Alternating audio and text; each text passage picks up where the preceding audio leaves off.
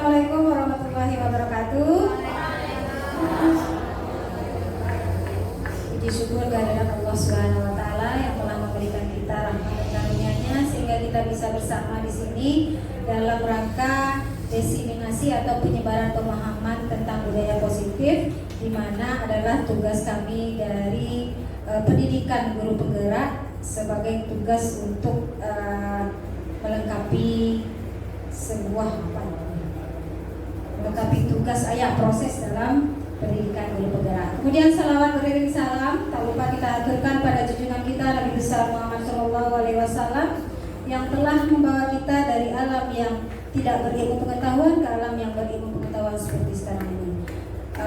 Yang terhormat ada bapak satu orang, kemudian yang terhormat ibu-ibu serta adik kita.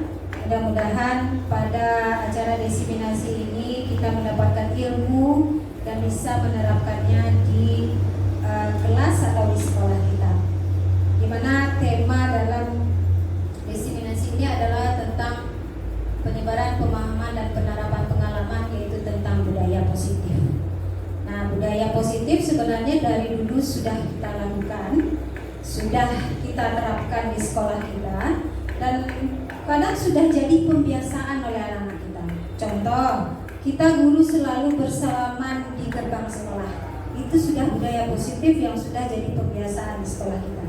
Kemudian memilih sampah, kemudian ada sopan dan santun bersalaman 5S. Kemudian banyak lagi budaya-budaya positif yang sudah kita terapkan di sekolah kita. Kemudian sebelum kita mulai, saya ada video inspirasi buat ibu-ibu semua dan bapak.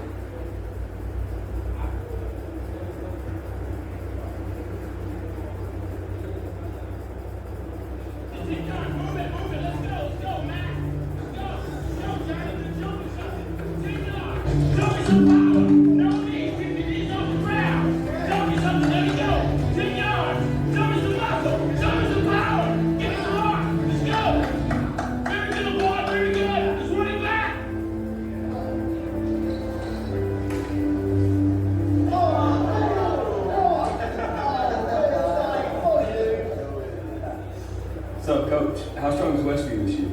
A lot stronger than we are. You already written Friday night down as a loss, bro? Well, not if I knew we could beat them. Come here, Brock. You too, Jeremy. What am I trouble now? Not yet. I want to see you do the death crawl again, except I want to see your absolute best. What? You want to go to the 30? I think you go to 50. 50. I can go to the 50 if nobody's on my back. I think you do with Jeremy on your back. But even if you can't, I want you to promise me you're going to do your best. All right. Your best. Okay. You going to give me your best?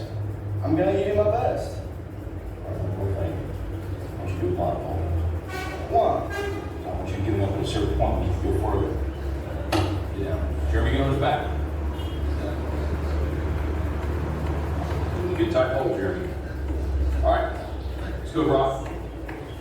Keep your knees off the ground. Just your hands and feet. There you go. A little bit left. There you go. Jeremy, get up. That way, Brock. Keep coming. There you go. It's a good start. A little bit left. A little bit left.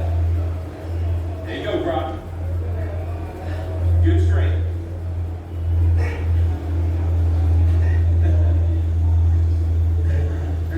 That's it, Brock. That's it. 20 yet? Get to 20. You give me your best. You keep going. That's it. No, don't stop, Brock. You got more to you than that. Just rest a second. You gotta keep moving. Let's keep moving. Let's go. Don't quit till you got nothing left. There you go. Keep moving. Keep moving. Keep moving, Brock. That's it. You keep driving. Keep your knees off the ground. Keep driving. Very best. Your very best. Your very best. Keep moving, Brock. That's it. That's it. That's it. Keep going. Don't quit on it. Keep going. Keep driving. Keep driving. Keep your knees off the ground. That's it. Your very best. Don't quit on it. Your very best. Keep driving. Keep driving. There you go. There you go. Keep driving. Keep your knees off the ground. Keep driving. Don't quit till you got nothing left. Keep moving,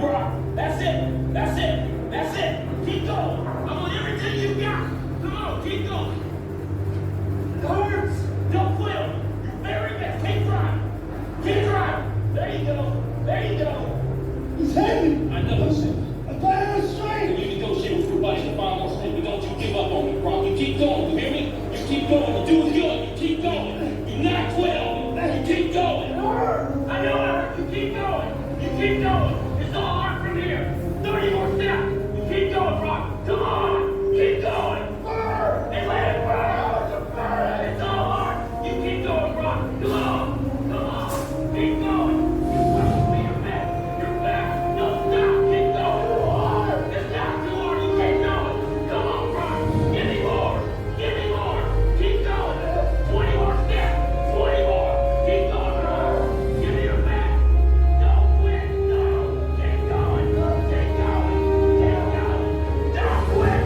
Don't quit. Don't quit. Brock Kelly, you don't quit. Keep going. Keep going. No, Brock Kelly, you don't quit on me. No, you keep going. You keep going. No, Brock. 10 more steps. 10 more. 10 more. 10 more. Keep going. Don't quit. Give me more. You can. You can. 5 more. 5 more. Come on, Brock. Come on. Don't quit. Don't quit. Come on, Brock. 10 more. 1 more.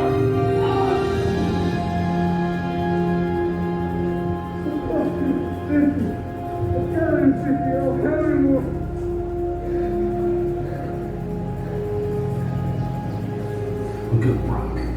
You're in the end zone.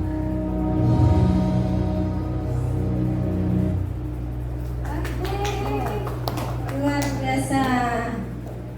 Nah, Bapak Ibu, kira-kira apa yang bisa kita ambil dari video tersebut?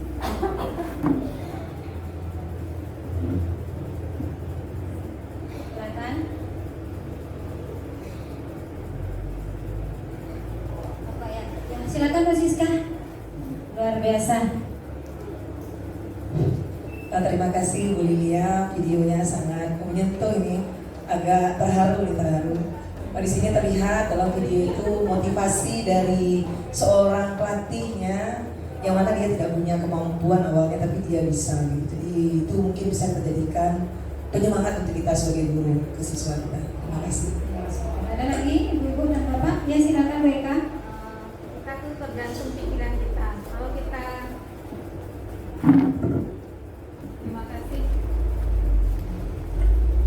Terima kasih Bu. Dari video tersebut bisa kita lihat bahwa kita itu tergantung pikiran kita. Kalau kita berpikir bahwa kita tidak bisa, maka itu yang terjadi. Tapi kalau kita berpikir bahwa kita bisa dan mampu, maka pasti kita akan berusaha untuk mencapainya. Mungkin itu. Oke, terima kasih Bu Eka, ya benar sekali. Ada lagi yang ingin berpendapat? Ya, apa yang dikatakan Bu Siska benar. Bahkan sampai Brock dia bilang hanya untuk 50, ternyata dia sudah mencapai lewat dari 50. Artinya kemampuan yang dia pikirkan, kemudian dari motivasi eksternal yang dia dapatkan dari guru atau coachnya, berarti anak-anaknya mencapai bahkan lebih dari kemampuannya. Itu yang bisa kita ambil. Begitu juga kita dengan guru. Sebagai guru, kita adalah motivator, kita adalah fasilitator bagi murid kita, sehingga kita bisa melihat murid kita itu, kita bisa mengidentifikasi murid kita mana yang bisa, mana yang belum, dan mana yang sudah bisa separuh. Jadi ada kita lah motivasi eksternal buat anak didik kita, dan kita percaya anak-anak didik kita itu mampu dan punya inovasi, motivasi dari dalam diri juga, sehingga apa yang dipikirannya itu yang bisa, yang dikatakan Bu Eka tadi, yaitu kalau kita menyatakan di pikiran kita bisa, itu insya Allah akan bisa. Nah, itu yang dapat kita ambil dari video tadi.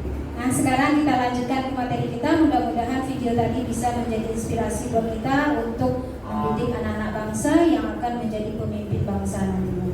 Oke, kita lanjut. Nah, ini topik penyebaran pemahaman, yaitu pengalaman budaya positif. Ada beberapa topik di sini, yaitu perubahan paradigma belajar, ada disiplin positif, ada motivasi perilaku manusia, kebutuhan dasar manusia, posisi kontrol restitusi, keyakinan kelas, dan segitiga restitusi. Nah, ini yang akan kita bahas satu persatu nantinya.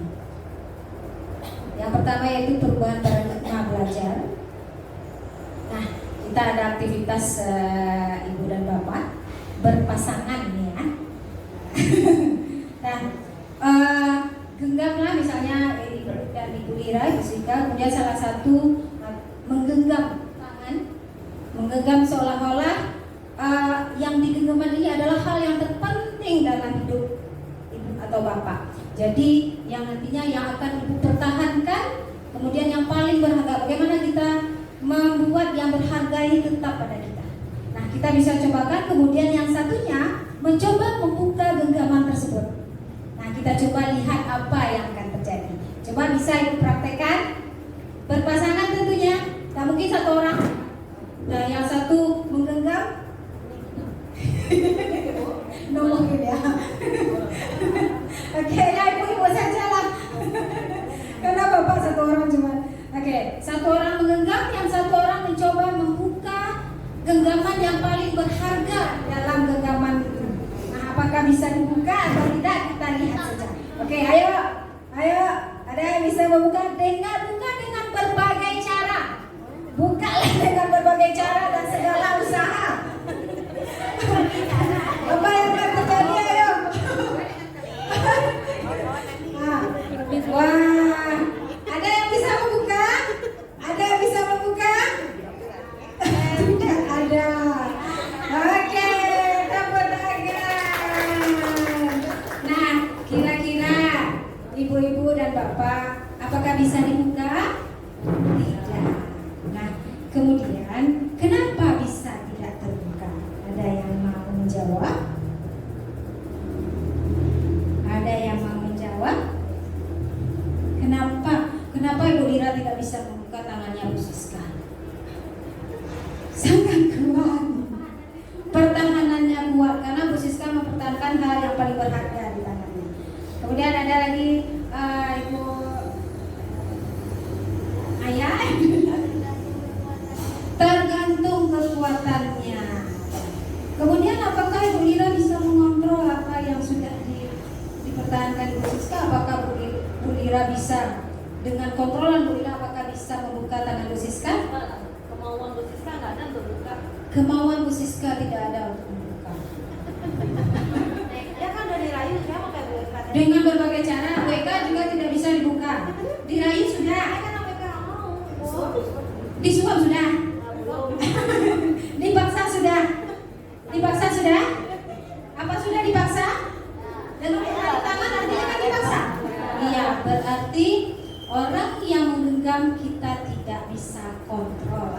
Artinya kita hanya bisa mengontrol dari diri kita sendiri. Kita akan bisa membuka kalau kita ingin membuka. Kita tidak akan membuka kalau memang hati kita tidak ingin membuka. Jadi artinya kita harus ada kontrol diri. Nah, itu makna dari genggaman. Bisa bukan begini Bu Lira menggenggam, Bu Siska membuka. Apakah Bu Siska bisa membuka Bu Lira atau sebaliknya? Itu dia. Artinya makna yang kita ambil di sini adalah kontrol dari diri. Oke? Next. Nah, ini dia. Perubahan paradigma teori kontrol atau teori pilihan, ilustrasi kontrol. Artinya tadi kan kita tidak buka, artinya orang lain tidak bisa mengontrol kita, tapi kita yang harus mengontrol kita. Artinya saat kita sebagai guru mengontrol murid itu tidak bisa, itu hanya ilusi saja. Nah, ini dia ilusi guru mengontrol murid, ilusi bahwa kritik dan membuat orang merasa bersalah dapat menguatkan karakter. Kemudian ilusi bahwa penguatan positif, efektif dan bermanfaat. Ilusi bahwa orang dewasa memiliki hak dan bebas. Apa yang kita kerjakan selama ini apakah sebuah ilusi? Apakah kita pernah memaksa murid kita? Nah, artinya apa? Kita tidak bisa kontrol murid kita, tapi mereka yang akan mengontrol diri mereka dan kita hanya sebagai fasilitator. Oke. Kemudian perubahan paradigma stimulus respon teori kontrol. Siapa sesungguhnya yang memiliki kontrol? Kita mencoba mengubah orang agar pandangan sama dengan kita. Kira-kira apa bisa? Tidak. Tidak. Oke. Nah, apakah perilaku buruk dilihat sebagai suatu kesalahan? Nah, Apakah selama ini kita menganggap perilaku buruk anak, perilaku buruk peserta didik kita sebagai suatu kesalahan? Iya, sering terjadi. Termasuk saya. Anak yang salah tuh, anak yang perilaku buruk tuh salah sekali. Itu yang selalu kita lakukan sebagai guru. Kemudian orang lain bisa mengontrol saya. Bisakah orang lain mengontrol saya? Oke. Saya bisa mengontrol orang lain. Pemaksaan ada pada saat bujukan gagal. Kemudian model berpikir menang gagal. Nah, pada teori kontrol atau teori pilihan ini, kita hanya bisa berusaha memahami pandangan orang lain. Artinya kita tidak bisa memaksa, kita tidak bisa mengubah pandangan orang terhadap kita, tapi kita yang harus memahami. Itu dia, memahami pandangan orang lain tentang dunia. Itu juga dengan kehidupan kita sehari-hari. Kita tidak bisa memaksa orang harus percaya, mengubah pandangan orang lain kepada kita kalau kita itu selalu baik. Itu tidak bisa. Karena orang kan berpikiran tidak baik pada kita, walaupun kita sudah berusaha baik, tetapi tidak bisa kita mengubah pandangan orang lain. Tapi kitalah yang harus memahami sikap dan pandangan orang lain. Itu dia. Kemudian perilaku buruk. Ini semua perilaku pasti memiliki tujuan. Anak yang melanggar ada tidak tujuannya? Ya Bu Iyi? Ingin diperhatikan. Ingin diperhatikan. Kemudian ada yang berkelahi juga sama ya. Kadang mereka mencari perhatian, tidak dapat kurang perhatian dari orang tua, mereka mencari di sekolah. Dan ternyata di sekolah kita juga marah, tidak memperhatikan, tapi malah memarahi. Itu biasanya yang sering kita lakukan. Tapi mudah-mudahan ibu di sini tidak ya. Kemudian hanya Anda yang bisa mengontrol diri, sama dengan agama tadi, artinya yang mengontrol diri kita adalah diri kita sendiri. Kita membuka, kapan kita membuka, itu tergantung dari kita. Anda tidak bisa mengontrol orang lain, sama kita dengan murid. Kita tidak bisa mengontrol orang lain, tapi murid yang akan mengontrol dirinya sendiri dengan cara yang akan kita tuntun. Kita yang akan menuntun murid kita, bagaimana mereka mengontrol diri mereka sendiri. Kemudian kolaborasi dan konsensus menciptakan pilihan baru. Kalau di sini ada pemaksaan dan satu tujuan, ini kolaborasi dan konsensus. Jadi nanti ada kolaborasi dalam dan konsensus dalam menciptakan pilihan-pilihan baru. Kemudian model berpikir menang kalah. Nah, biasanya kan kalau anak kita, saya yang menang, siapa yang kalah. Kalau yang berkelahi ada yang menang, ada yang kalah. Tapi di sini teori kontrol tidak. Model berpikir kita menang, karena itu tidak bersama. Oke, kita lanjut. Masuk pada disiplin positif. Ini. Disiplin positif, ada teori kontrol dari Dr. William Glasser. Kemudian semua tadi ada ya, Anda tidak bisa mengontrol orang lain, hanya Anda yang bisa mengontrol diri sendiri. Semua perilaku memiliki tujuan. Kemudian model berpikir menang-menang, kolaborasi dan konsensus menciptakan pilihan baru, realitas kebutuhan yang berbeda. Kita berusaha memahami pandangan orang lain tentang dunia. Setiap orang memiliki kebutuhan sendiri. Realita atau kebutuhan kita berbeda. Sama tadi yang katakan Bu Jijing tadi, anak pasti membutuhkan kebutuhan yang berbeda. Ada yang butuh kasih sayang, ada yang butuh penguasaan, butuh diakui kalau dia itu pintar, butuh diakui dia punya kompetensi, itu dia. Kemudian di sini makna disiplin di sini adalah belajar kontrol diri dengan menggali potensi kita agar tercapai tujuan mulia, yaitu sesuatu menjadi seseorang yang bisa kita inginkan berdasarkan nilai-nilai yang kita.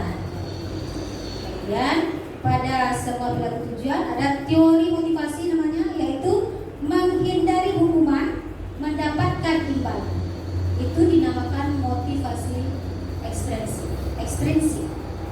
Nah, ini contohnya apa kira-kira kalau di anak-anak kita Bapak Ibu? Anak-anak kita selama ini mematuhi tata tertib kita berapa? Apa biasanya yang ada dalam pandangan mereka? Takut dihukum. dihukum. Itu yang ada di kepala mereka saat ini. Mereka takut sekali dihukum. Karena dihukum mereka akan selalu kerjakan ini, apa ini. Ya. Kemudian itu tidak bisa menjadi itu hanya sebagai motivasi eksklusif saja. Kemudian anak kita melakukan seperti nilai tertinggi, juara di kelas, mereka mendapat imbalan dari ada hadiah biasanya, ya. Itu dia. Kemudian ada motivasi intrinsik, menghargai diri sendiri. Ada nilai-nilai kebajikan universal dan ada keyakinan kelas. Dan kita harapkan sebenarnya pada anak didik kita dan juga termasuk diri kita sendiri adalah pada bagian motivasi ekstrinsik ini. Karena kita pada motivasi kita yang menumbuhkan, kita yang sadar kalau tata tertib itu kita patuhi bukan untuk menghindari hukuman, bukan untuk mendapatkan imbalan. Siap nak cari nona nan mani siap namo Oklai kuliah tenai patanyo nona nan mani siap namo. Oke. Nah, lihat di sini ada menghargai diri sendiri. Nah, nilai-nilai kebajikan inilah yang akan kita terapkan pada anak didik kita. Contohnya, anak didik kita ini nanti dia memakai baju seragam itu tanpa paksaan lagi. Ya, contoh kalau Bapak Ruli pakai motor pakai helm tidak? Apa tujuannya pakai helm? Untuk keselamatan diri. Itu sudah ada namanya motivasi intrinsik. Itu dia, nilai kebajikannya adalah keselamatan. Itu dia. Kemudian ada keyakinan kelas, nanti yang akan kita bahas juga. Kemudian ada 5 posisi kontrol, yaitu penghukum, pembuat rasa bersalah, itu masuk ke motivasi ekstrinsik, teman pemantau, manajer. Kemudian ada segitiga restitusi, menstabilkan identitas, validasi kebutuhan, menanyakan keyakinan. Nah, kemudian ini akan kita bahas satu-satu. Kemudian ada 5 kebutuhan dasar manusia: bertahan hidup, pemuasan, kasih sayang, rasa diterima, dan kesenangan kebebasan. Dan ini nanti juga kita bahas di mana anak-anak kita melakukan sesuatu dengan tujuan, pasti melakukan itu pasti ada tujuan, dan itu dia ada kekurangan 5 kebutuhan dasar manusia, termasuk diri kita sendiri. Oke, kita lanjut. Apakah makna disiplin? Berasal dari bahasa Latin disiplina, yang artinya belajar. Kemudian makna asal dari kata ini berkonotasi dengan disiplin diri dari murid-murid Socrates dan Plato. Disiplin diri membuat orang menggali potensi menuju sebuah tujuan, apa yang dihargai. Namun dalam budaya kita, makna kata disiplin telah berubah menjadi suatu yang dilakukan seorang pada orang lain. Untuk mendapatkan kepatuhan, kecenderungan umum adalah menghubungkan kata disiplin dengan ketidaknyamanan, bukan dengan apa yang kita ragu atau pencapaian suatu tujuan. Ini makna disiplin. Kemudian ini nilai kebajikan universal. Nah, apa itu nilai kebajikan universal? Yaitu sifat-sifat positif manusia yang merupakan tujuan mulia yang ingin dicapai oleh setiap individu. Nilai tersebut bersifat universal dan lintas bahasa, suku, bangsa, agama maupun latar belakang. Setiap perilaku perbuatan memiliki suatu tujuan, itu kata Dr. William Glasser pada teori kontrol 1980. Nah, sama dengan kata Pak Ruli tadi, apa nilai kebajikan dari kita memakai helm adalah keselamatan. Itu dia. Kemudian dengan mengaitkan nilai kebajikan yang diyakini, maka motivasi intrinsik akan terbangun. Dengan mengaitkan dengan nilai-nilai kebajikan, maka akan tumbuhlah motivasi intrinsik dari dalam diri kita, termasuk anak-anak kita. Kemudian nilai kebajikan yang ingin dicapai oleh setiap anak bangsa dikenal dengan profil pelajar Pancasila, yaitu ada beriman, bertakwa kepada Tuhan Yang Maha Esa, mandiri, bernalar kritis, kebinekaan global, bergotong royong, dan kreatif. Beriman ini contohnya kalau setiap di jam pelajaran pertama kan kita selalu berdoa, itu sudah masuk dalam iman. Kemudian mereka berkelompok, itu sudah masuk ke dalam gotong royong.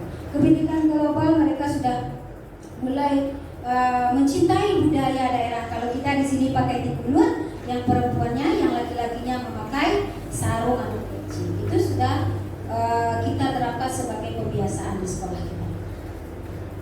Ini dia motivasi perilaku manusia. Ini teori motivasi perilaku manusia, yaitu untuk menghindari ketidaknyamanan, ya seperti tadi, menghindari ketidaknyamanan hukuman. Apa yang terjadi apabila saya tidak melakukannya?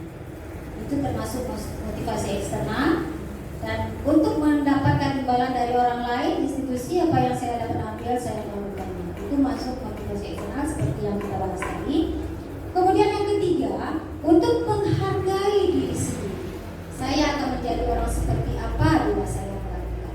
Kemudian motivasi internal itulah dari tujuan disiplin positif tadi.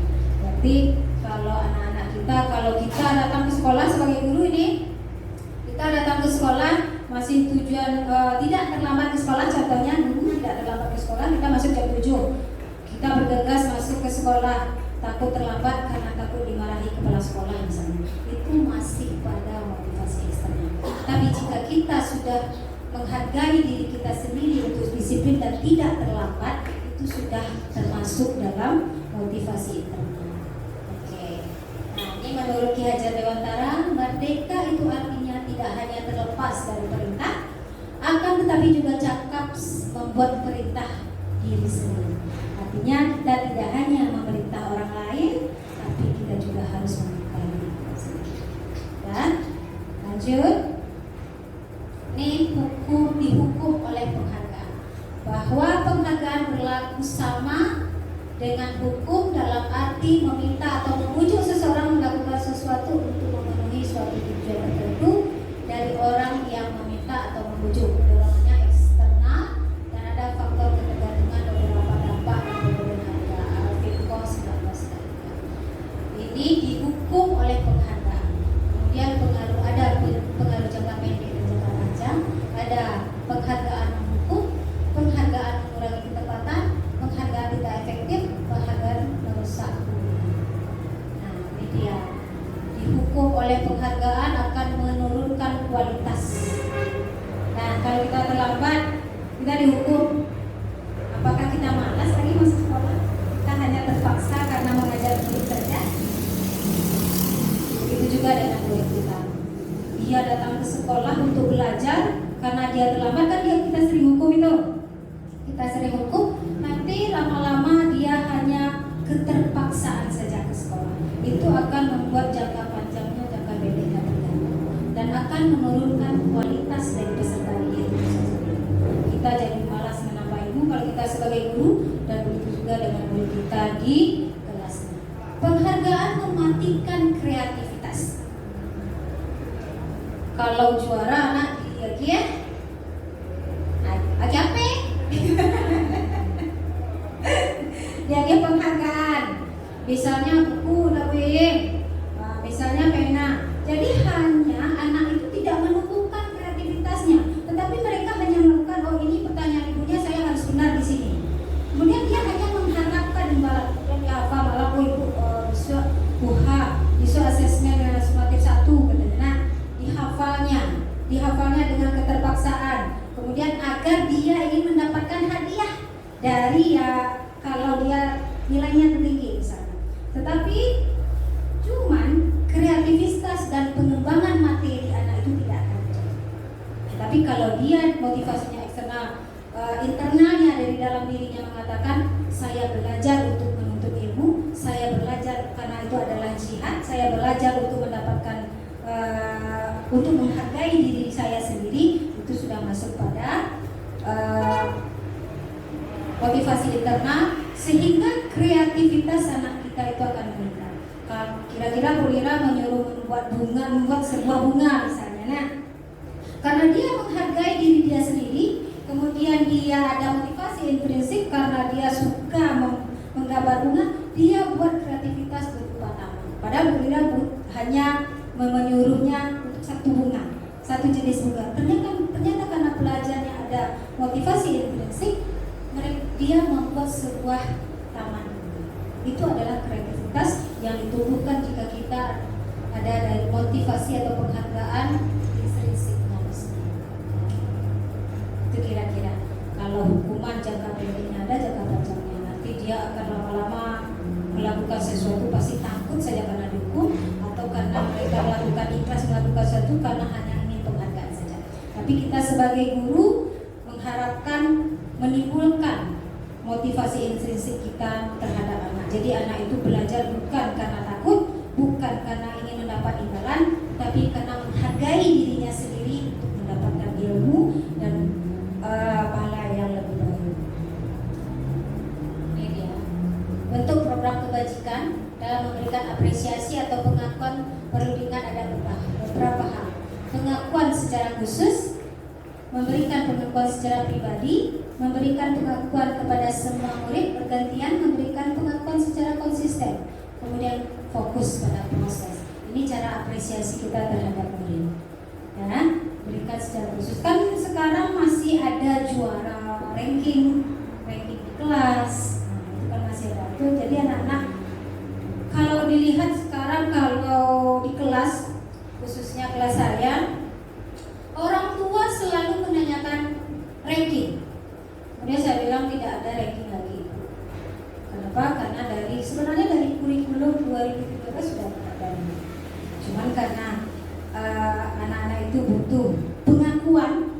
Nah, dia butuh pengakuan kalau saya ini anak unggul, saya ini pintar. Nah, itu anak-anak kita sekarang, dan orang tua pun tidak menyadari hal itu. Mereka menganggap kalau anak mereka sudah dapat ranking bagus, itu anak mereka sudah pintar. Tapi padahal kita tidak tahu kalau tidak ada nanti kalau tidak ada lagi imbalan, tidak ada lagi pengakuan dari orang, anak-anak itu pasti malas belajar di rumah. Itu yang akan terjadi untuk jangka panjang. Ini dia contoh pengakuan apresiasi kebajikan. Kemarin saya perhatikan, cara kita ya Bapak Ibu. Kemarin saya memperhatikan rasa empatimu besar sekali pada saat menolong murid baru di kelas kita. Artinya anak ini menolong murid baru sudah dari dalam hidup. Saya menghargai kepedulianmu pada saat kamu membantu teman-teman di kelas kelompok. Terima kasih untuk rasa tanggung jawabmu dan pada saat kamu menemukan kertas yang berserakan dengan kita. Ini adalah apresiasi kita atau pengakuan kita kepada murid yang melakukan dari dan ini tindakan guru, hukuman dan konsekuensi. Nih contohnya. Ada Bapak Ibu lakukan nih. Ada dilakukan. Buat yang mana Bapak Ibu lakukan? Yang pernah Ibu lakukan? Membersihkan tumpahan air. Iya, membersihkan tumpahan air di meja tulis karena tersenggol saat belajar. Itu apa? Iya. Ada nggak di aturan sekolah kita? Ada. Jadi murid berkeliaran tanpa sepatu kalau sepatunya sudah hilang. Nah ini adalah yang biasa kita. Mudah-mudahan kita berubah. Nah ini mencatat ini termasuk hukuman. Kemudian lari mengelilingi lapangan basket karena terlambat hadir ke sekolah untuk hukuman. Murid diminta push up 15 kali karena tidak menggunakan masker di sekolah dan itu hukuman. Biasanya ada dulu kita hormat ke bendera, itu termasuk mengganti kertas teman yang telah dicoret termasuk konsekuensi. Ya, hukuman. Iya. Murid disuruh untuk mengenakan sepatu, tidak mengenakan sepatu secara karena tidak mengenakan sepatu hitam. Ini bentuk hukuman. Lari mengelilingi lapangan basket 2 kali karena terlambat 10 menit. Iya Bu Siska? Iya pernah kata Bu Siska. Dan itu termasuk pada konsekuensi. Ini yang selalu kita lakukan. Nah, sudah nampak gambarannya Ibu dan Bapak? Apa yang kita lakukan selama ini? Ini dia. Oke. Ini perbedaan hukuman dan konsekuensi. Sesuatu yang menyakitkan harus terjadi. Kalau push up tadi menyakitkan tidak, apalagi anak yang tidak biasa push up, ya kan? Sakit kan?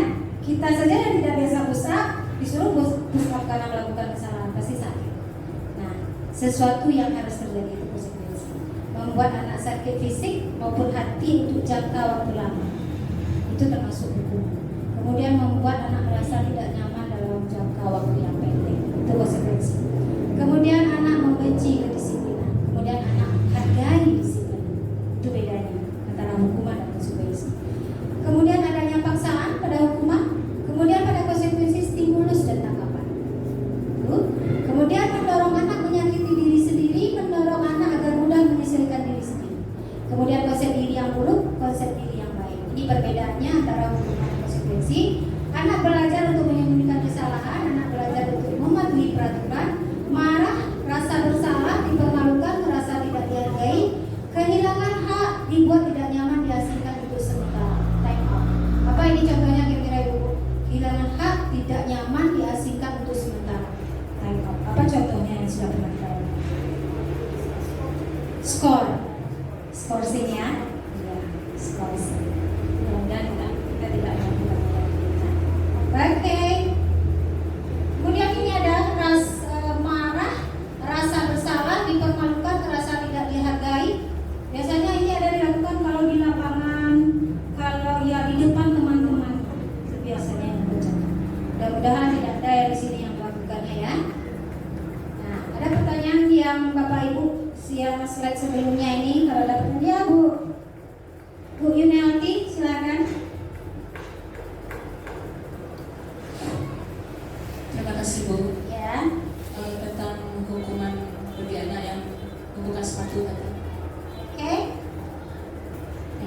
Murid disuruh untuk tidak mengenakan sepatu seharian di sekolah karena tidak mengenakan sepatu hitam. Iya. Itu merupakan hukuman. Iya. Itu bagus juga hukuman seperti itu, tetapi efek atau risikonya bagi anak ada Bu. Iya. Karena lantai kita keramik, jadi kakinya jadi dingin. Ya, Terus, menakutkan. ya, terus kadang-kadang anak itu karena tidak mengenakan sepatu, kakinya ada yang terluka. Itu Iya. karena itu. Makanya Ibu Yuniati, itulah yang harus kita hindari sebenarnya. Karena dari paparan sebelumnya, ini yang pernah kita lakukannya, yang ini berupa hukuman atau konsekuensi. Inilah yang sering terjadi saat ini. Makanya dengan materi yang sekarang, makanya kita mau paparkan apa yang seharusnya kita lakukan. Kita tidak melakukan ini lagi, tapi mungkin kita melakukan hukuman yang lain. Bukan hukuman, tapi anak menyadari kesalahannya dari tidak memakai sepatu hitam. Dan kita tidak menghukum lagi anak tidak memakai sepatu seharian, karena ada yang terluka kena kaca, itu ada. Kemudian kakinya itu kotor, kalau sholat juga tidak susah untuk menghapus kekotoran itu. Makanya di sini kami paparkan terlebih dahulu yang pernah terjadi, yang sudah pernah terjadi, dan ini adalah bentuk hukuman. Nanti bagaimana kita menyelesaikannya nanti pada slide selanjutnya. Ada pertanyaan lagi? Silakan tadi Bu Puput yang punya ya. Terima kasih Bu Lydia. Ya. Itu agak bingung tadi di bagian apresiasi. Ada pengakuan khusus dan pengakuan pribadi. Itu apa bedanya Ibu? Pengakuan khusus dan pengakuan pribadi di bagian apresiasi. Sebelumnya Ibu. Sebelumnya ya. Sebelum ini. Oke. Nah itu memberi pengakuan secara khusus dan memberi pengakuan secara pribadi. Itu apa bedanya Ibu? Terima kasih. Kira-kira kalau pribadi langsung ke orang. Kalau khusus, apakah kita panggil dengan tidak di depan orang lain atau di depan orang lain? Kira-kira ada yang punya pendapat? Ada? Berarti kita khusus, kita tidak karena kelas kita ada sekitar 32 orang. Tidak mungkin kita melakukan. Kalau pribadi boleh di depan semua. Kita langsung. Kalau secara khusus kita panggil dia, kita langsung di tempat yang tidak ada orang lain. Kalau kita berdua saja, itu secara khusus. Ada lagi Bu Puput? Oke.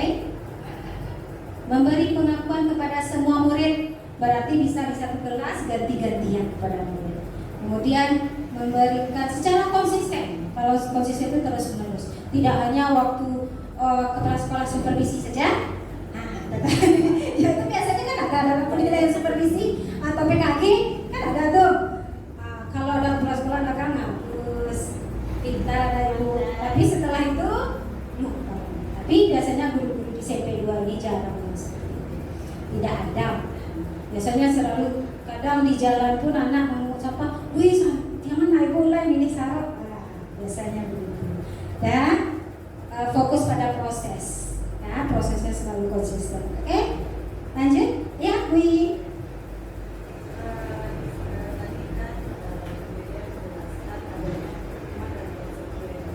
Ya.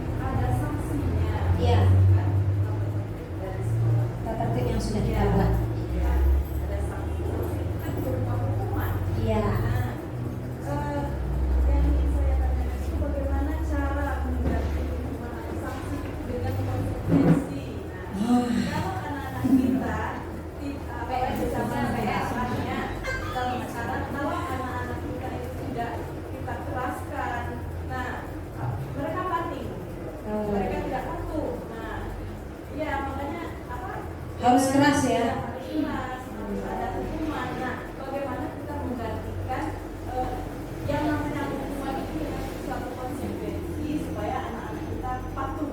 Oke. Nah, sebenarnya yuk memang pintar guru-guru SMP 2 ini sudah sampai pada tujuan slide akhir pertanyaannya. Luar biasa. Wah, mantap Boy. Jadi inilah paparan awal sebenarnya dan akhirnya itu ujungnya Bu Lili. Jadi nanti, tugas BK nih mengidentifikasi kebutuhan murid dari awal. Nah itu juga ada nanti. Jadi kita kan sudah buat aturan di sekolah, sudah didiskusikan bersama. Aturannya ada konsekuensi dan ada hukuman. Itu ada di aturan sekolah kita. Nah nanti kita bagaimana merubahnya. Mudah-mudahan kita bisa merubah dari hukuman ke konsekuensi kata guru, tapi tidak ke konsekuensi bullying, tapi pada keyakinan sekolah. Nah, kita masuk nanti ya, sabar ya. Guru-guru pintar ini, guru-guru hebat SMP 2. Oke, sudah sampai pada slide terakhir, harusnya langsung slide terakhir ini nanti.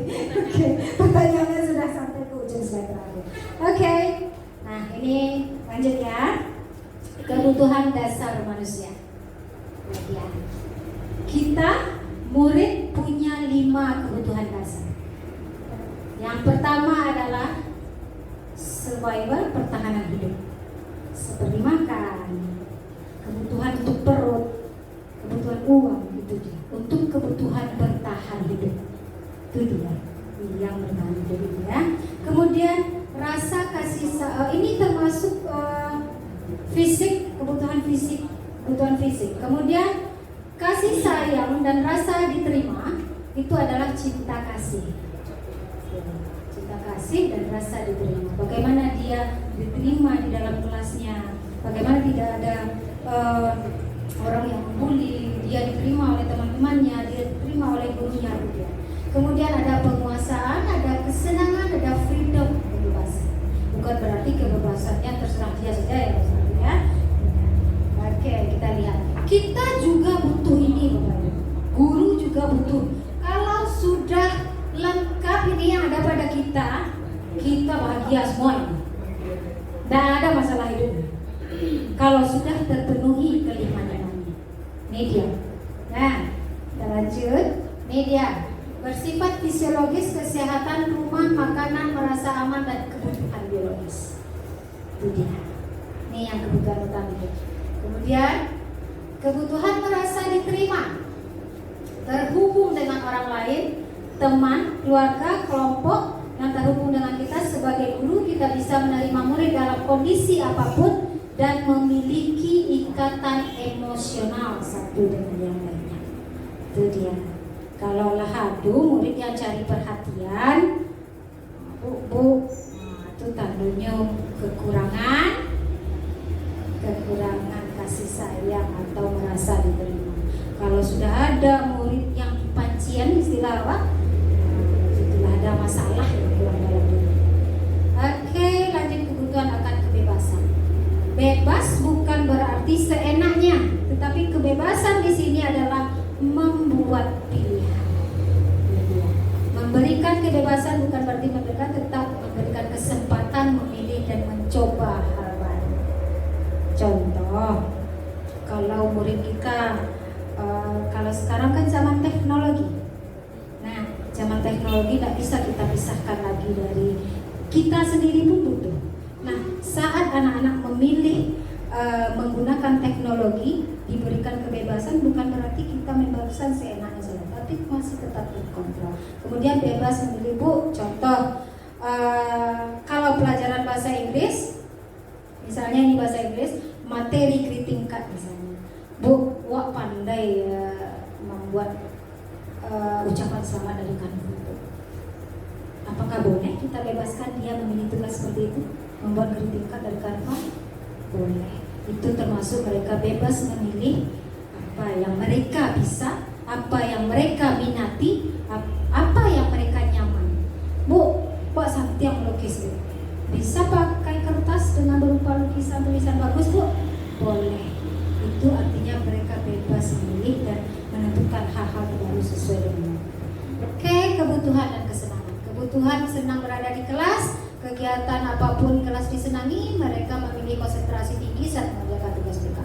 Kalau sudah terpenuhi ini, di kelas pun mereka akan konsentrasi dalam menyimak pembelajaran kita. Kebutuhan akan penguasaan power. Murid butuh merasa diakui prestasi. Aduh nak, aku nilai orang 5 yang 10 yang ada. Kalau sudah mengejek temannya, artinya dia kurang diakui. Kurang diakui dia. Kalau dia itu hebat, itu baru kita butuhnya. Dan kita pun butuh itu, dan butuh dihargai. Ibu Diana menyelesaikan kasus misalnya kan, kemudian kepala sekolah mengapresiasi, itu bentuk penghargaan. Ya. Kemudian keputusan penting dalam, dan diberi kesempatan membuat keputusan hal penting dalam hidupnya. Kemudian mereka selalu ingin menjadi pemimpin dan merasa kecewa jika melakukan kesalahan. Jika mereka melakukan kesalahan, mereka akan merasa kecewa. Itu dia. Nah, ini kita masuk pada posisi kontrol restitusi. Nah, lanjut ya. Ini adalah restitusi. Restitusi adalah proses menciptakan kondisi bagi murid untuk memperbaiki kesalahan mereka sehingga mereka bisa kembali kepada kelompok mereka dengan karakter yang lebih kuat. Restitusi juga merupakan proses kolaboratif yang mengajarkan murid untuk mencari solusi untuk masalah mereka dan membantu murid berpikir tentang orang seperti apa yang mereka inginkan, menjadi tujuan mulia, dan bagaimana mereka harus memperlakukan orang lain menurut kuasa 2000. Ini dia yang restitusi. Artinya menciptakan kondisi murid untuk memperbaiki kesalahan mereka. Bisa kita ambil, nantinya murid akan menyadari kesalahan mereka yang pernah mereka lakukan sendiri tanpa kita yang menyatakan mereka itu salah. Itu dia restitusi. Ini dia. Nah, balik. Nabi, sudah nampak Bi? Ini dia Bi. Ini yang kira-kira ya Ibu mulai tanyakan tadi, ini mulai dari sini. Nah, ini ada identitas gagal namanya. Hukuman itu akan membuat murid kita gagal. Itu yang akan membuat hukuman yang menyakiti itu akan menjadikan mereka menjadi identitas gagal. Berbahaya, tidak jangka panjang. Berbahaya. Ya. Kemudian identitas sukses bisa dengan disiplin, kemudian dengan konsekuensi dan restitusi. Ini perbedaan antara yang ketiga. Sesuatu yang menyakitkan harus terjadi, kalau konsekuensi yang harus terjadi. Kemudian restitusi merupakan pilihan. Artinya dia bisa memilih hukumannya sendiri. apa yang akan dia lakukan, bukan hukuman ya. Kemudian tidak nyaman untuk murid dan anak dalam jangka waktu panjang. Kalau konsekuensi dalam jangka waktu pendek, kalau restitusi anak akan menguatkan murid dalam jangka waktu panjang. Nah, kalau sudah ada motivasi intrinsik dalam dirinya, dia akan muncul. Kemudian korban mendapatkan keadilan, korban bisa diabaikan, korban mendapatkan ganti. Nah, kemudian murid, anak akan tersakiti, murid dibuat tidak nyaman, murid mendapatkan penguatan. Kemudian perilaku pasif agresif meningkat, penguatan hanya bertahan dalam jangka waktu pendek, masalah terpecahkan. Kemudian sistem tidak akan berjalan bila murid tidak takut. Kalau di sini memerlukan monitoring atau supervisi terus-menerus dari guru. Kemudian murid belajar bertanggung jawab untuk perilakunya. Kemudian berlaku hanya pada terputus ya. Kemudian membantu penerapan dan fokus pada pengejaran. Ini perbedaan antara ketiga. Kalau yang dua ini bisa menjadi disiplin, kalau yang hukuman ini akan membuat murid kita menjadi identitas gagal. Termasuk kita sendiri sebagai guru. Kalau diberlakukan hukuman di sekolah.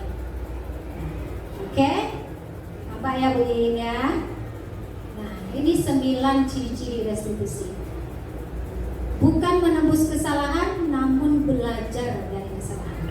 Kemudian memperbaiki hubungan. Kemudian ada tawaran bukan paksaan. Kira-kira tahu mana kesalahan yang sudah dibuat? Tahu Bu? Tahu masih ingat tidak aturan atau keyakinan kelas kita masih? Kira-kira apa yang akan kamu lakukan? Itu dia contohnya ya. Kemudian restitusi menuntun untuk melihat ke dalam diri. Artinya anak menilai dirinya dari dalam diri sendiri. Kemudian restitusi mencari kebutuhan dasar yang mendasari tindakan. Restitusi mencari kebutuhan dasar yang mendasari tindakan. Itu menyangkut pada 5 kebutuhan dasar manusia tadi. Dia akan saling berkait. Kalau ini tindakan anak berarti dia kekurangan ini. Kalau ini yang dilakukan berarti dia butuh ini. Itu dia.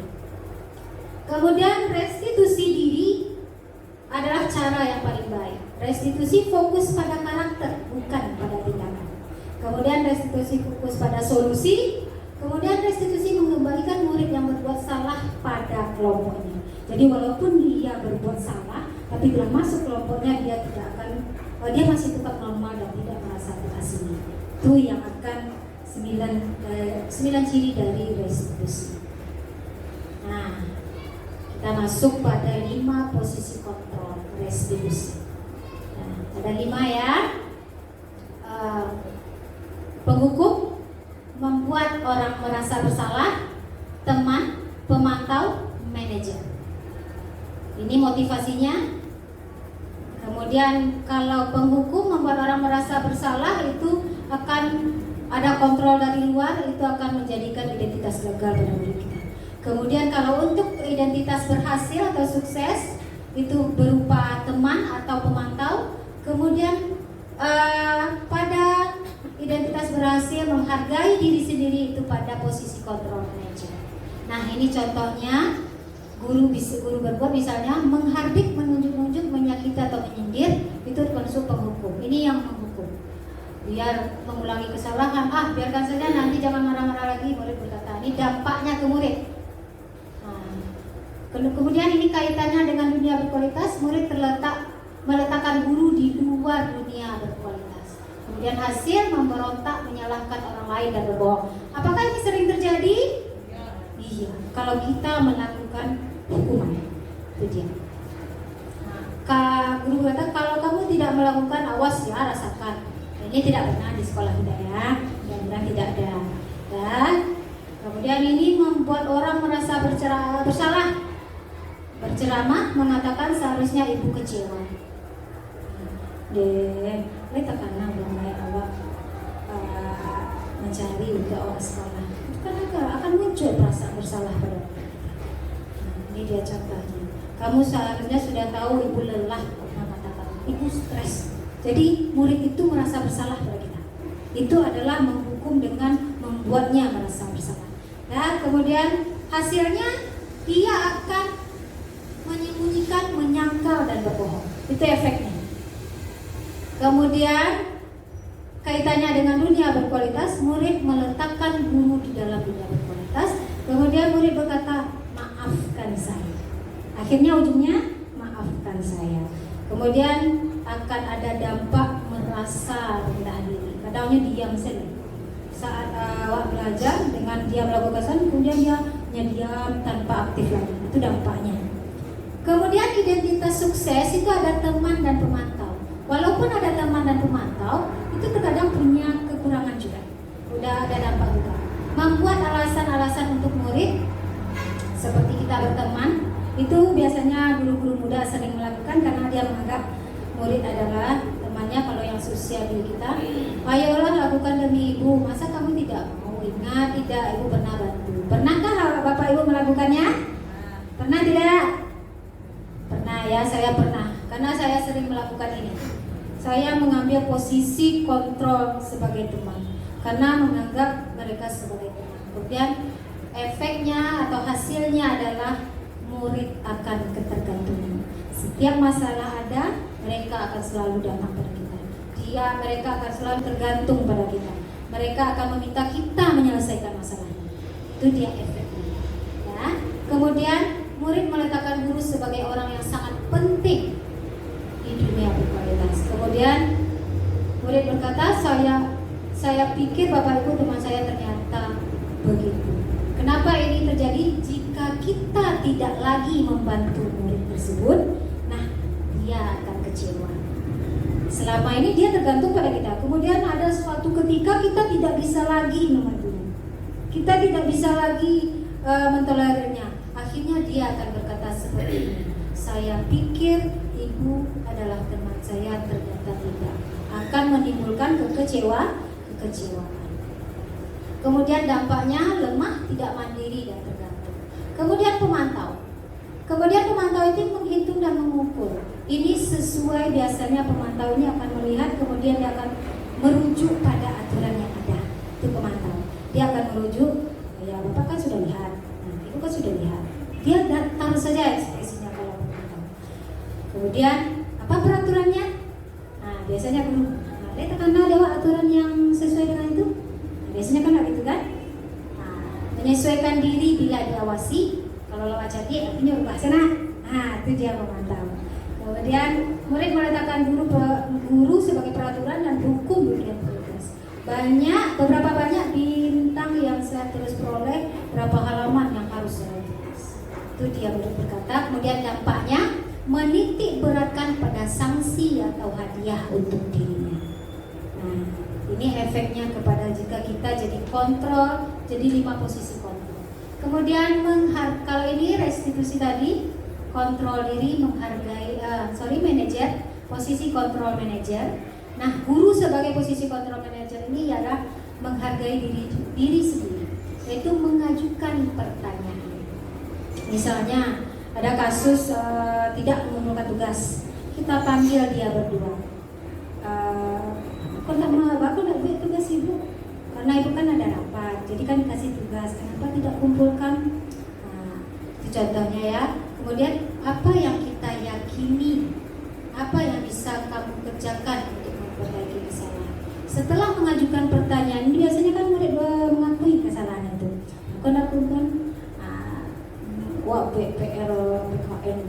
PKN kumpulnya deadline-nya hari ini misalnya. Nah, kemudian jadi karena deadline saya kerjakan di pelajaran ibu misalnya. Nah, kemudian dia mengakui, kemudian dia meyakini kalau dia itu salah, kemudian dia akan memperbaiki sendiri kesalahan itu. Itu dia yang di posisi mencari. Kita membuatnya mengakui dan kesalahannya, dan dia akan menjadikan itu pelajaran bagi dirinya.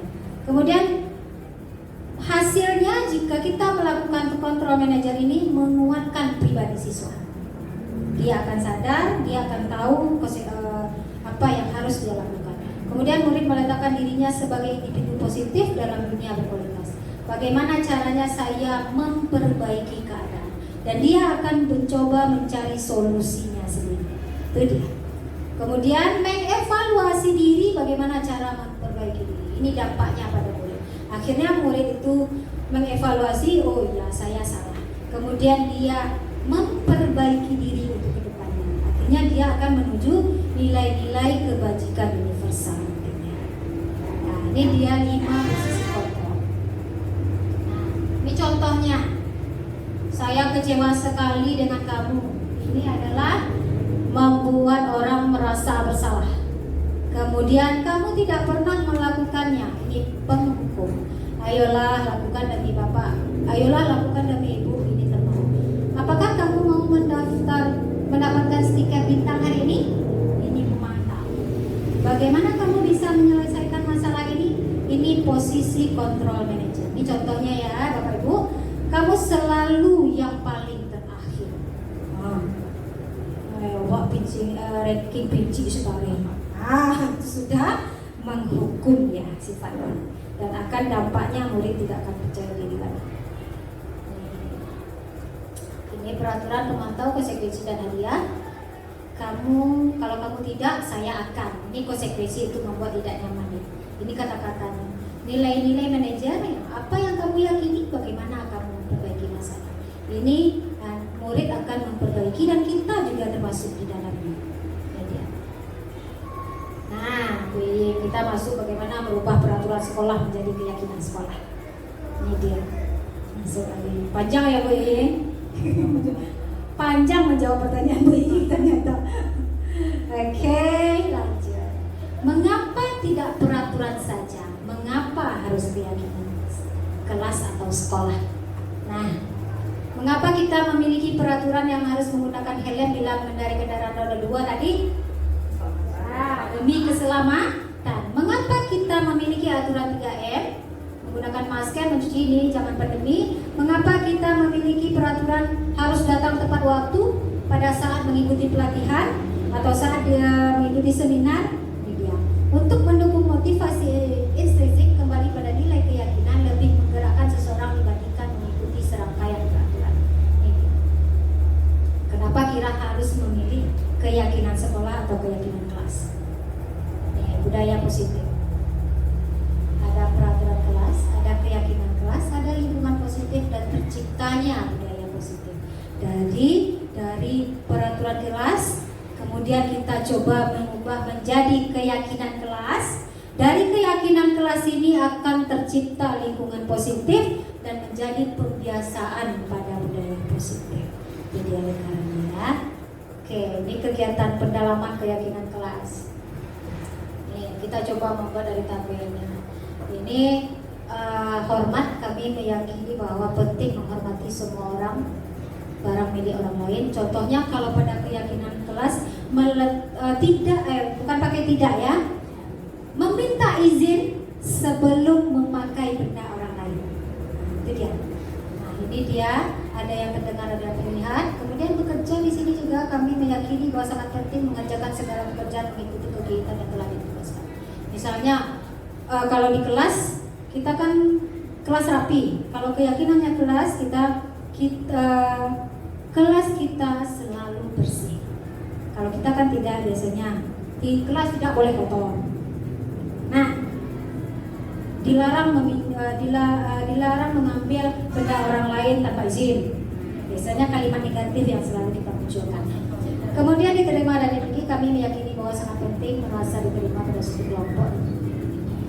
Kalau tampak seperti, tidak tampak seperti ini. Misalnya contohnya tadi, kalau tampak seperti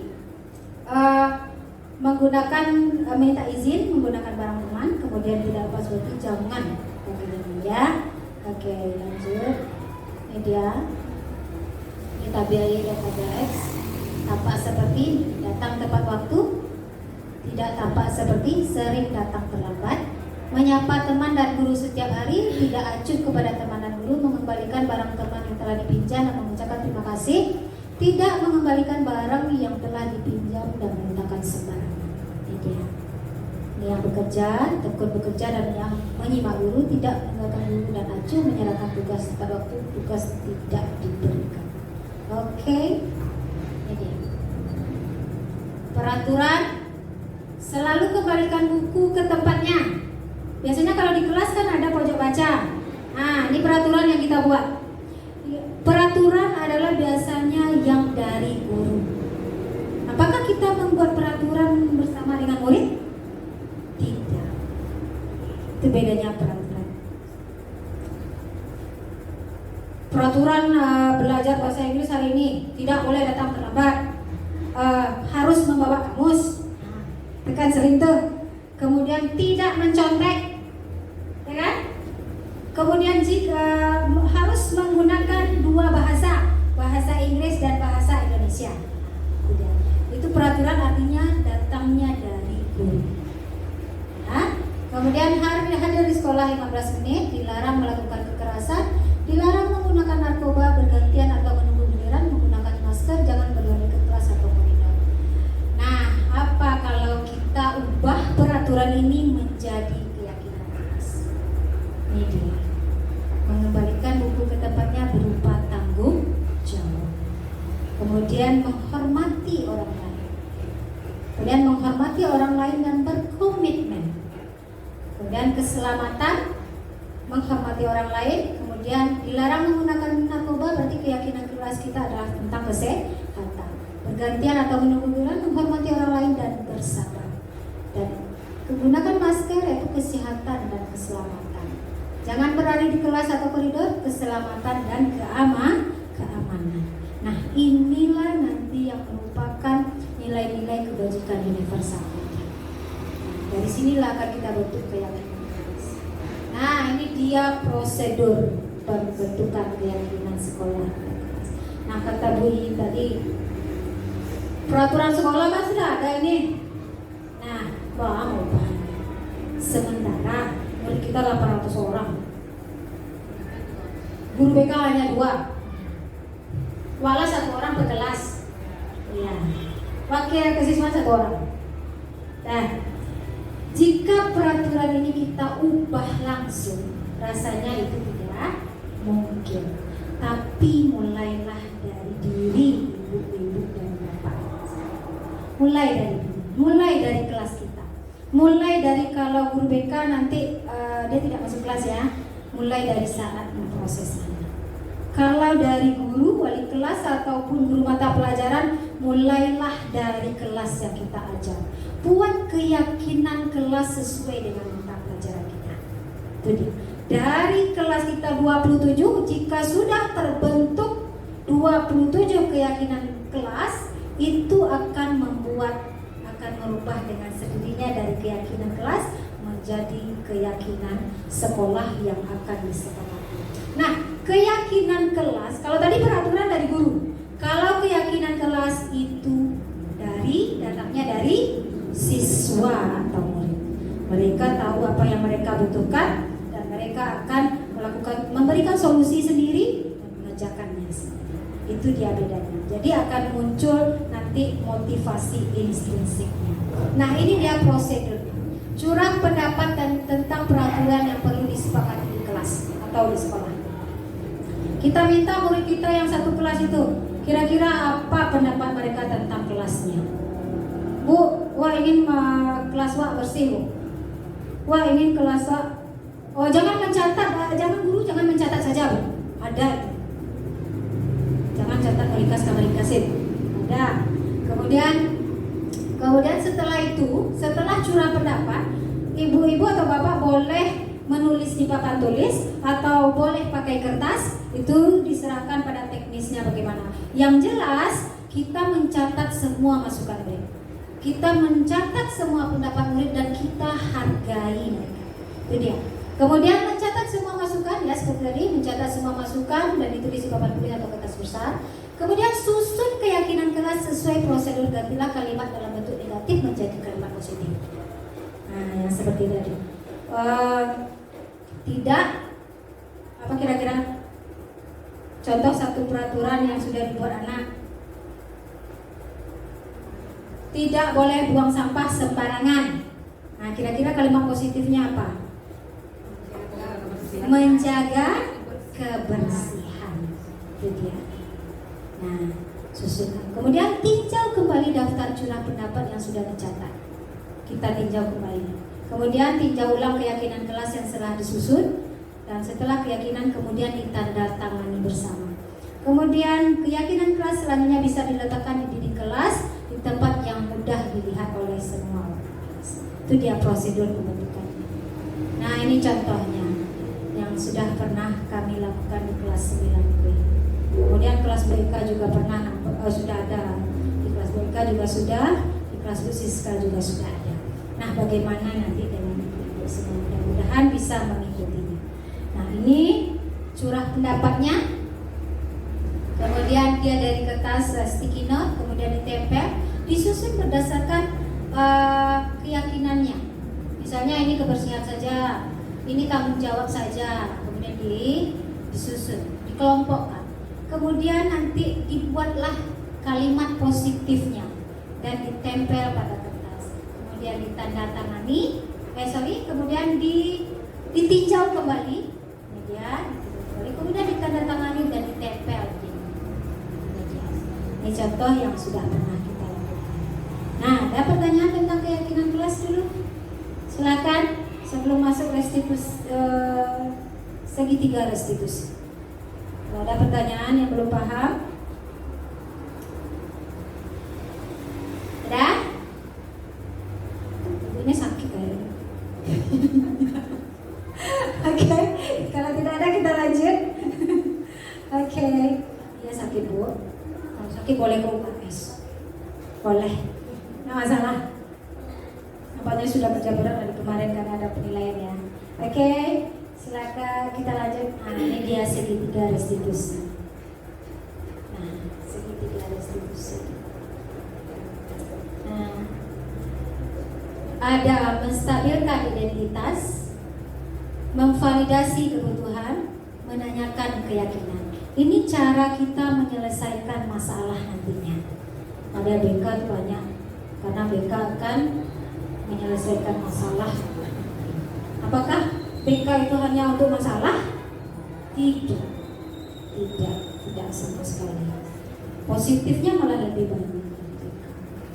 Kan? Nah, kemudian ini kalau menstabilkan identitas, setiap orang pernah melakukan kesalahan. Kemudian kamu bukan satu-satunya yang pernah melakukan. Untuk validasi kebutuhan, kamu tentu punya alasan mengapa melakukan itu.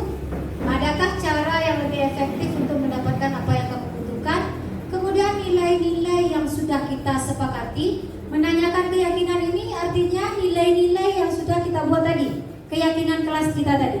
Karena anak murid-murid kita sudah tahu apa keyakinan kelasnya, tentunya dia hafal. Jadi keyakinan kelas itu paling banyak kalau bisa 7 saja. 7 saja agar murid kita hafal. Kalau terlalu banyak sulit untuk menghafalnya. Kemudian kamu ingin menjadi orang seperti apa? Nah, ini dia namanya segitiga restitusi. Nah, ini bagian menstabilkan identitas, membuat anak yang merasa gagal karena berbuat salah menjadi positif terhadap dirinya. Gurunya bisa berkata, berbuat itu hal yang manusiawi, tidak ada manusia yang sempurna. Bapak Ibu juga pernah salah, kita pasti bisa menyelesaikan permasalahan. Bapak Ibu tidak tertarik untuk mencari tahu siapa yang benar, siapa yang salah. Bapak Ibu lebih tertarik menyelesaikan masalah. Kalau kamu menyalahkan dirimu sendiri terus-menerus, apakah kamu bersikap baik pada dirimu sendiri? Ini namanya menstabilkan identitas. Kita buat mereka stabil terlebih dahulu. Kita buat mereka positif terhadap dirinya tersebut. Jangan langsung kita judge, tapi buatlah apa. Kadang kan mereka menyadari itu kesalahan mereka, tapi buatlah mereka terlebih dahulu positif pada pandangan dirinya. Oke. Ini validasi kebutuhan, membantu murid mengenali basic need atau kebutuhan dasar yang ingin dipenuhi ketika melakukan kesalahan. Pada dasarnya setiap tindakan manusia tujuannya adalah memenuhi basic need adalah power, freedom, love, belonging, fun, and survival. Gurunya bisa berkata, ini yang bisa dikatakan oleh guru, kamu bisa saja kan melakukan hal yang lebih buruk, tapi kamu tidak melakukannya. Kemudian kamu pasti punya alasan mengapa melakukannya. Apa yang penting bagi kamu? Kamu boleh tetap berusaha menjaga sikap, tapi tambahkan sikap yang lain yang harus baru. Maukah kamu belajar cara lain untuk mendapatkan yang kamu butuhkan tanpa harus memukul? Apakah kamu bisa melakukan dengan lebih baik besoknya? Ini contoh-contoh kalimat dari guru. Ini namanya validasi kebutuhan. berdasarkan keyakinan. Anak melihat kesalahannya dihubungkan dengan norma-norma sosial dan nilai yang mendasari hubungan berinteraksi dengan orang lain. Keyakinan kelas kita tadi, keyakinan sekolah atau keyakinan kelas kita tadi. Guru bisa berkata, apa nilai yang kita percaya di kelas atau di sekolah kita, nilai universal apa yang telah kita sepakati, kelas yang ideal itu seperti apa sih? Kamu ingin menjadi anak seperti apa? Apa yang kamu rasakan ketika kamu melakukan itu? Kamu menjadi orang seperti apa? Ini dia contoh dari menanyakan keyakinan. Nah, ini ada intervensinya 30 detik. Intervensi bisa membantu murid kembali ke tujuan semula dan cukup singkat dan caranya non-konfrontatif. Pertanyaan-pertanyaan yang ditujukan biasanya ditemukan oleh seorang pemantau dan manajer. Artinya ini adalah posisi kontrol manajer kita tadi. Jadi selesaikanlah masalah dengan melakukan menjadi kita posisi kontrol manajer. Media. Ya, Bapak Bu, kita lanjut. Nah, ini contoh penerapan segitiga restitusi yang sudah pernah kami lakukan. Ini adalah siswa kelas 9 Kia, dia terlambat ke sekolah, otomatis pagar kita kan sudah ditutup, kan sudah dikunci. Tetapi dia tidak membawa orang tuanya, tapi dia malah pergi ke rumah neneknya dan kemudian berbohong kepada neneknya. Ini contoh yang pernah kami lakukan.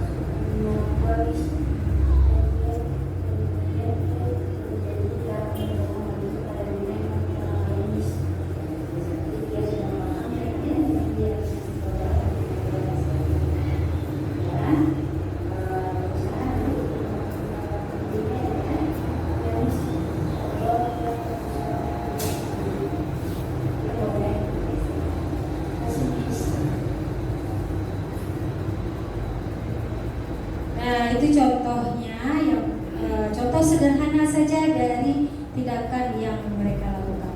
Nah, mungkin ini prosesnya tidak bisa secara instan, tapi akan bertahap nantinya. Mudah-mudahan bisa dimulai dari diri kita sendiri. Nah, ada tanggapan dari Ibu dan Bapak tentang sudah beberapa slide sudah kita tayangkan dan yang akan kita bentuk di sekolah kita nantinya. Silakan. Ada pertanyaan ya? Oke. Mohon refleksinya. Nah, kira-kira apa yang telah Bapak dapatkan hari ini, kemudian bagaimana saya menunjukkan, kita refleksi dulu. Ada satu orang yang bisa? Silakan.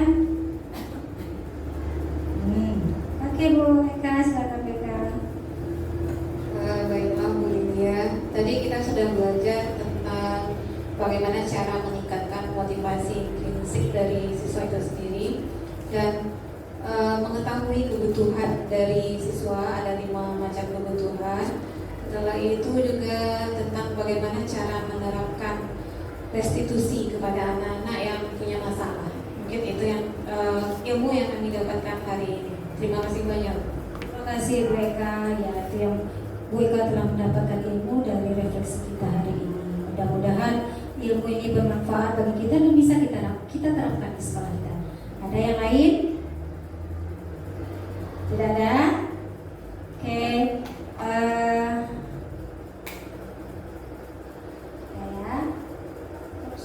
Nah, itu saja dari saya.